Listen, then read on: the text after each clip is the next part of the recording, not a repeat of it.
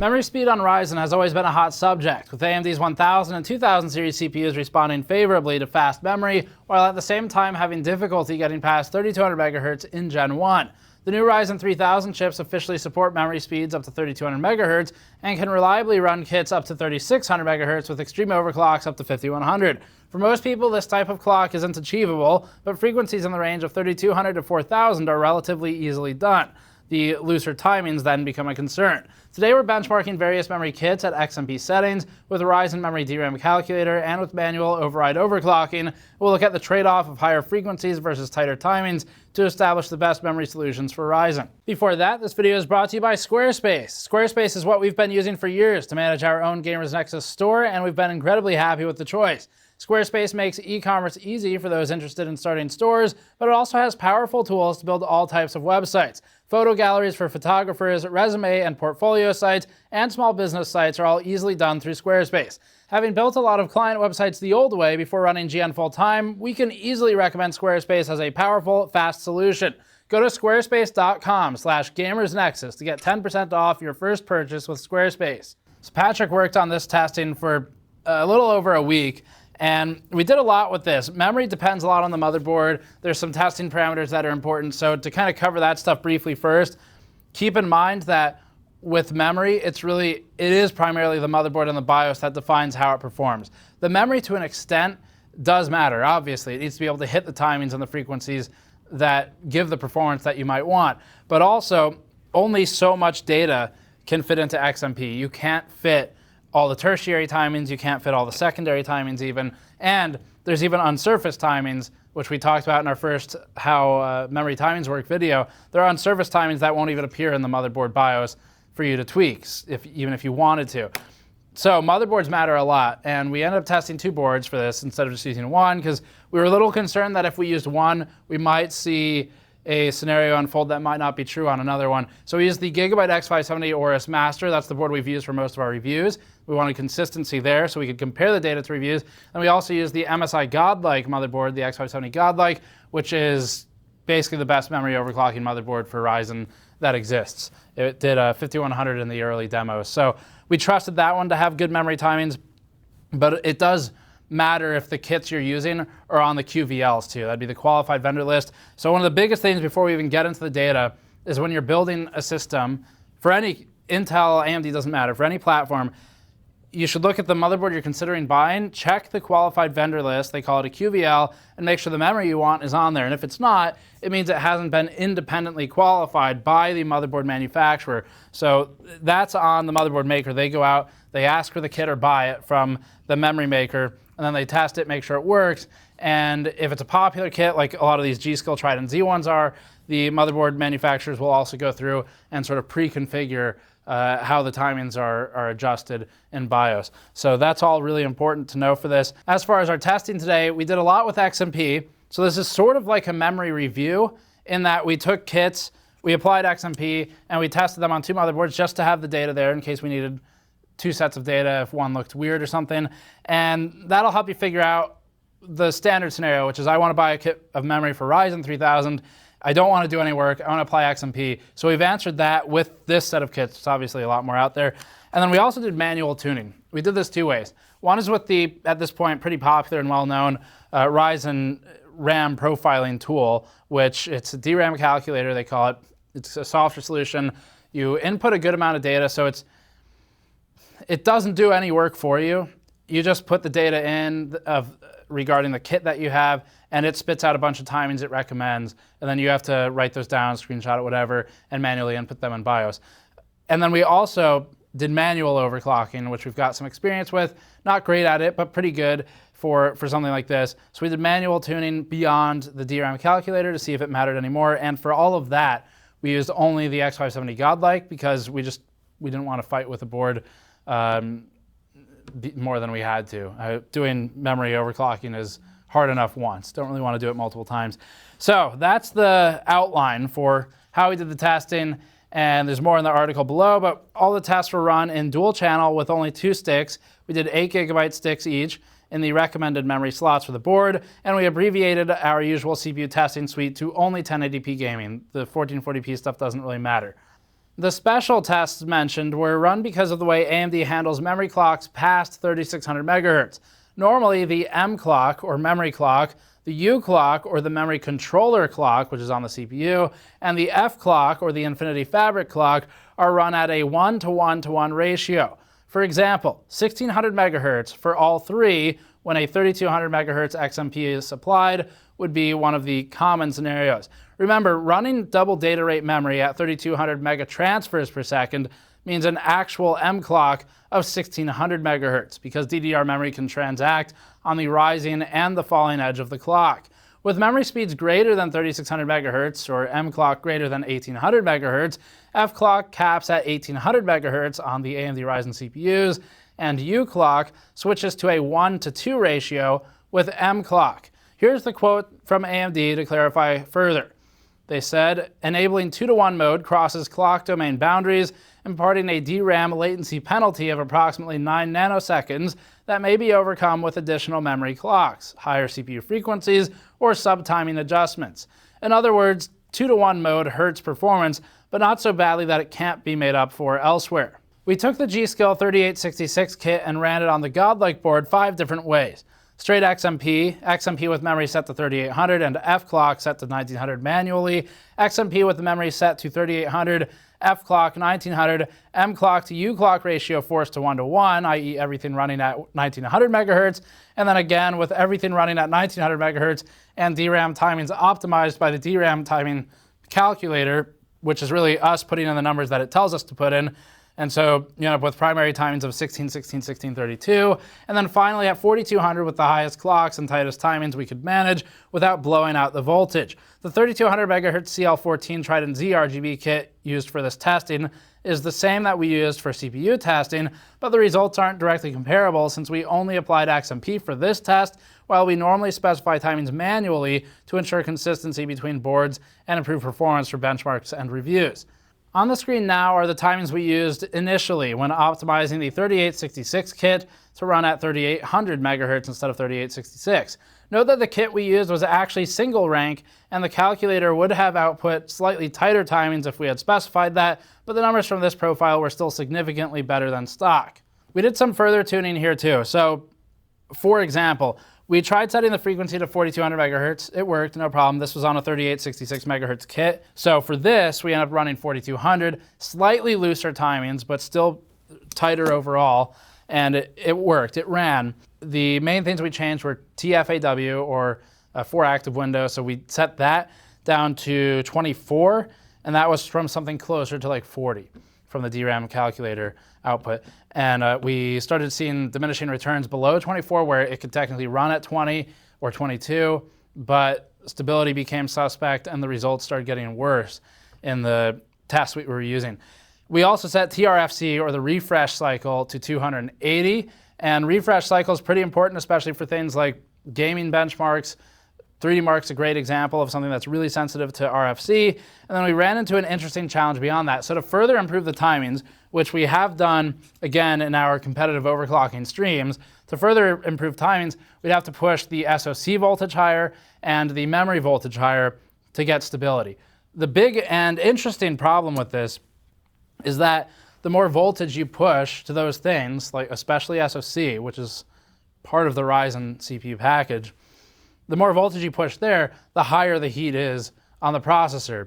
And even though it's not the part of the processor that contains the physical cores, however many that may be, 8, 12, it is still contributing heat to the overall processor package. And because Ryzen is so temperature dependent, where every couple of degrees you start dropping a bit more off the clock, you actually end up in a scenario where, yes, it's possible for us to tune the memory further with this particular kit, which is rated at 3600, but we can run above 4000. It's really damn good. It's possible, yes, but pushing more voltage through the CPU without changing the cooling solution means the CPU gets hotter. And so those gains from tightening the timings further by increasing voltage are lost because the CPU is starting to drop clocks now. So there's a really interesting balancing act there that we don't normally have to account for, because typically a CPU just, it stays at one setting and doesn't move. Further, SoC voltage, depending on the board, but SoC voltage, if increased past 1.1 volts with some BIOSes, will drop the PCIe generation from Gen 4 to Gen 3. Now, that's not particularly relevant unless you're running a Gen 4 SSD, but it is something to note. So if you do need to push it for stability, it might not be a good idea if you need Gen 4, and if your board has that same result from increasing the SoC voltage. Civilization is first up with an AI benchmark scored on average turn completion time rather than FPS. This benchmark has proven mostly indifferent to AMD's high core counts, but memory speed is a slightly different story. The 2400 MHz GSkill kit scored a bit better on the Gigabyte Master than on the Godlike, but as the lowest frequency kit we tested, both results are predictably right at the bottom of the chart. More surprisingly, the 3200 GeIL kit is also near the bottom, below the 3200 Vengeance LPX kit with looser primary timings, and even below the 3000 MHz LPX and 2666 Crucial Ballistics Elite kit.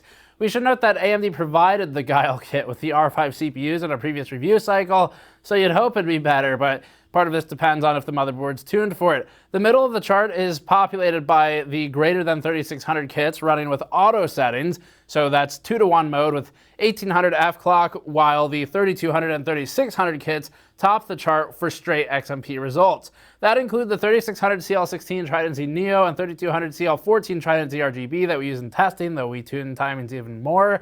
This backs up our decision to switch to Trident Z RGB for testing instead of the 3200 Vengeance LPX kit, as it should avoid bottlenecking while still retaining compatibility with the older Ryzen generations that have limited memory compatibility. That's the key. But the 3600 GSkill Trident Z Neo and 3600 GSkill Trident Z Royal kits were essentially tied, although Neo is specifically marketed as Ryzen compatible and has AMD logos on the packaging.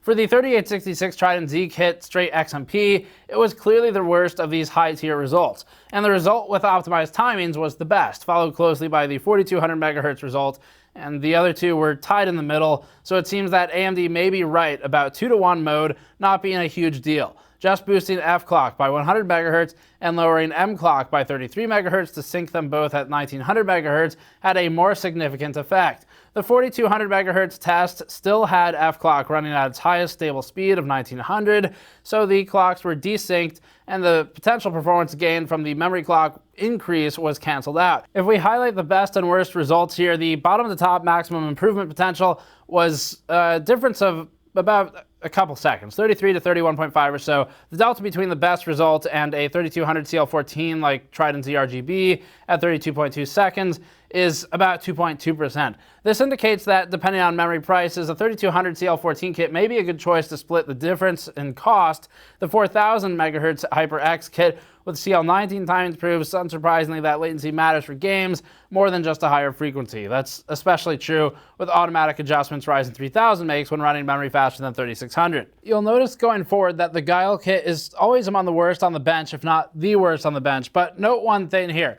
After validating a few kits over this, we also validated the GeIL kit to make sure its numbers looked the same after multiple reconfigurations and tests. So this isn't just rerunning the test, but actually rebuilding the system a few days later and doing it again. It validated perfectly on the Gigabyte board, meaning that the GeIL kit remained in exactly the same spot in the charts. We then tested it on the MSI board and found that MSI's board auto-configured better timings than Gigabyte did for this GeIL memory to significantly improve the performance. It's an interesting example of how the motherboard matters more than just memory in some instances, and we'll show those lines where they were most significant, which will be Tomb Raider and Hitman at the end of all the other charts. So if you want to see how they differ, keep an eye out for those two at the end of this game chart section. Until then, we'll just show the GeIL kit on the Gigabyte board for simplicity, and then we'll expand on it and explore a bit in the DX12 games. The next benchmark looks at GTA 5 at 1080p. As with the Civ 6 test, the 2400 GSkill kit did the worst of the bunch thanks to the low frequency. The GeIL kit did a bit better relatively, outperforming the 2666 Ballistics by 2.2%. As expected, the 3600 MHz kits performed the best with straight XMP, landing at about 108 FPS average, and the two kits greater than 3600 land in the middle of the chart and around 104 FPS average. The tweaked 3866 MHz kits again fill the top, including the 3866 at 3800 MHz CL16, maxing out at up to 117 FPS average with the 1:1:1 ratio and optimized timings, result averaging 12% better than the baseline XMP result of about 104 FPS average for the same kit. If anything, this testing has made us more confident again in our choice for CPU testing versus the other kits on the chart here because, well, while retaining compatibility, it does pretty well. The 3200 Trident ZRGB is keeping pace with the 3600 kits that we own anyway, and that's without manual tuning that we do for the reviews in the 3200 CL14. The 3200 Corsair Vengeance kit we were using previously isn't far behind, but it is inferior. The 4000 HyperX Predator is suffering here and showing its weakness. Frequency and latency are two sides of the same coin, and this is a CL19 memory kit running at a frequency that Ryzen 3000 doesn't fully support, so you get some changes in the other clocks. The bottom to top performance range is considerable in this game at 17.8%, or 9.7% solely using XMP. Remember, it's not just primary timings, but all those tertiary and even unsurfaced timings that get set on boot. If the board hasn't been validated with a kit and the kit isn't on the QVLs, there's a chance it'll be horribly automatically configured upon boot. Consider that the 3200 161818 LPX kit has outperformed the 3200 161616 GeIL kit so far.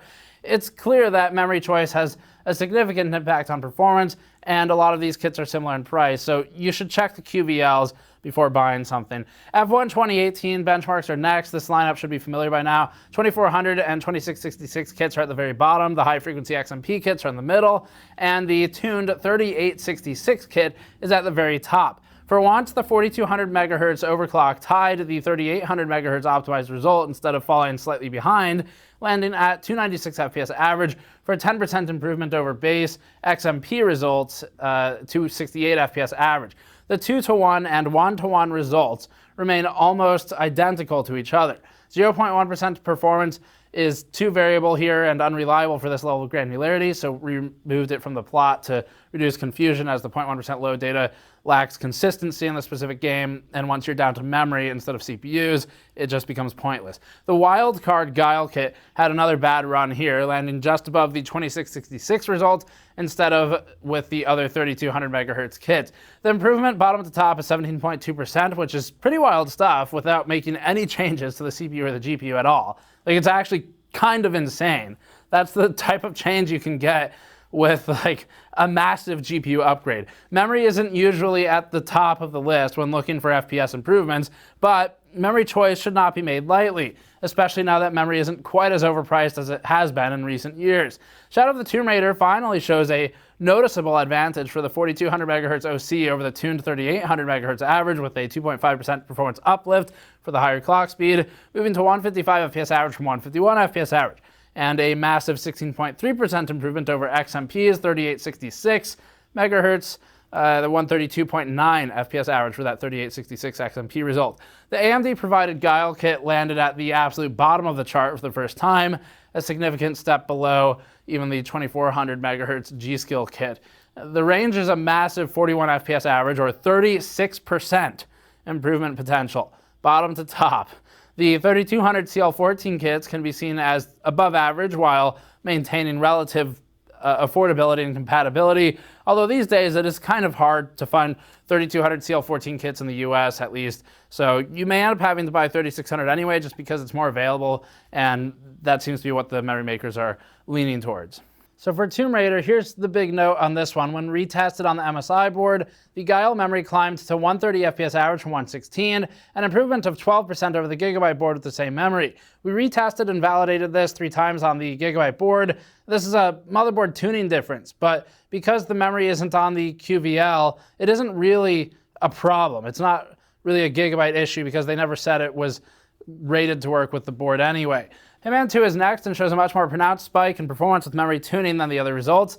4200 MHz at 133 FPS average was the best overall, plotting a 4.6% gain over the 3800 MHz 1-to-1-to-1 CL16 results, 127 FPS average, and a 21.6% improvement over the 3866 MHz XMP result of 109 FPS average. All the other straight XMP results were fairly close at about 109 FPS to 114 FPS average, so nothing to stress about. The improvement from 2400 MHz GSkill to 3600 MHz CL16 Neo was just 6.9%, for instance, so don't worry too much about this one. The HyperX 4000 MHz unit does a bit better here than in some of the other games. There is a massive 45% scale from worst to best in this benchmark, thanks to the unusually bad score for GeIL. But most of the results are clustered within 4 to 6% of each other. Like Tomb Raider, Hitman 2 also serviced the tuning difference between MSI and Gigabyte for the GeIL kit. MSI ran at 111 FPS average, whereas Gigabyte ran at 91 average, with both tests validated and retested over a period of a few days apart. The GeIL auto timings were better configured on the MSI board out of box. And again, this is exactly why you should make sure the board and the RAM are explicitly friendly with one another, just to avoid any kind of weird auto timing issues like we're seeing on the Gigabyte board. Total War Warhammer 2's battle benchmark is next. The battle benchmark for Total War Warhammer 2 is one where we see GPU bottlenecking to a degree even at 1080p, but it seems that there's some room for improvement with memory as well. We're back to DX11 titles again, and the 3200 MHz GeIL kit has bounced back above the 2400 MHz rip jaws, but still not to the level of the other 3200 MHz kits. The tuned to 4200 MHz and 3800 MHz results are at the top of the chart and are essentially tied down to even the 0.1% lows, and the average for the 4200 MHz test shows a 7.4% increase in performance over XMP's 155 FPS average at 3866 MHz. The manual tuned results show slightly worse 0.1% lows on average, and this title is actually consistent in frame time performance, so we trust the data here, and it exits run-to-run variance within the testing. This is most likely caused by some borderline instability in TRFC and TFAW for that manually tuned kit doing a bit worse in the lows.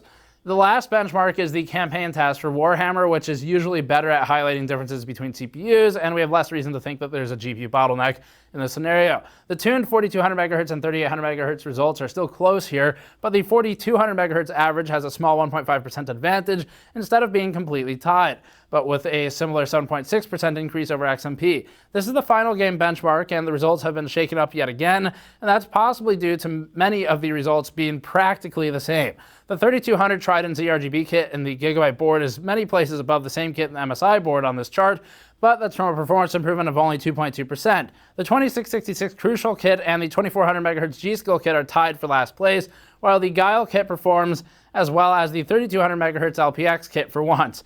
The 4000 and 3866 kits put up a valiant fight here, but were still outmatched by the 3600 MHz kits running without any tuning beyond XMP. Talking conclusions then, for anyone who isn't interested in manually tightening timings and adjusting voltages, a 3600 MHz XMP kit or a high-quality 3200 MHz kit is the obvious choice. It'll come down to price, availability in your region, things like that. 3600 is the clearly defined limit of easy performance gains from memory frequency on Ryzen, and we saw our 3200 MHz CL14 Trident ZRGB kit perform at nearly the same levels as our GSkill 3600 MHz CL16 kits in most tests when using only XMP. Timings are important, and that's where we're seeing the difference. For what it's worth, we didn't see any glitches or huge performance losses past 3600 MHz in any of these tests. Performance just sort of stops scaling or takes a minor hit. Infinity Fabric clock, like any other frequency on the CPU, is going to be defined by silicon lottery, luck of the draw. So on platforms where fClock can be pushed a little higher than 1800 MHz, we could do 1900 on this CPU, it may be worth considering one of those 3866 kits and running at 1900 for the fClock, and then drop down 3866 to 3800 so you can run 1-to-1-1 for everything. So from what we gather, achieving fClock at 1900 MHz is relatively uncommon, and pushing mClock isn't really worth it if it means giving up the 1-to-1-to-1 ratio. So that's important as well. It's really easy for you to go in there, try to improve things, and end up with numbers that are technically higher, like frequency, but actually hurt your performance. So just be aware of that. Make sure you do testing before your changes and after. Time Spy is a great way to test this, CPU only. And then ATA64 has a DRAM and cache test that you could use as well. But we would recommend strongly using gaming tests, not just the bandwidth, because gaming matters if that's what you're doing. Further, if you are pushing for higher fClock, from what we've gathered from MSI, it sounds like 1800, 1833 is kind of where a lot of the CPUs will stop. 1900 is less common. Going over that is very uncommon. So it is, don't feel too bad if you can't get much higher. AMD has decent plug-and-play support for kits that are greater than 3600 MHz, but making these kits actually perform better than their lower frequency, tighter timing alternatives is pretty difficult, and you start getting into fighting a lot for tiny gains in performance. Users will likely end up seeing greater performance gains from buying a trusted 3600 CL16 kit and following the Ryzen DRAM calculator recommendations or learning how to tune it yourself than you would see from trying to run a higher frequency kit with XMP. So that's the takeaway. And then as far as sweet spot, 3600 we suppose is in a good spot, but 3200 CL14 is also very good. It's really close in a lot of those charts to the 3600 kits. It is typically pretty affordable and readily available, but depending on DRAM prices change so much these days that if it's a few bucks away from a 3600 kit, that's actually good. You might as well go 3600. And if it's a big gap, $10, $20, something like that, it's really, you're not losing a ton by going 3200 CL14. But that gives you a good idea of what you should buy based on your money available. And that'll cover it for this one. Thank you for watching. Subscribe for more. You can go to store.gamersnexus.net to support efforts like this one. This shirt's not on the store anymore. It was limited, but we have a teal version of it on the store. And then we've got the mod mats, toolkit, stuff like that. Or patreon.com/gamersnexus. We have a new behind the scenes video that'll be going up there pretty soon. So check back for that. And we'll see you all next time.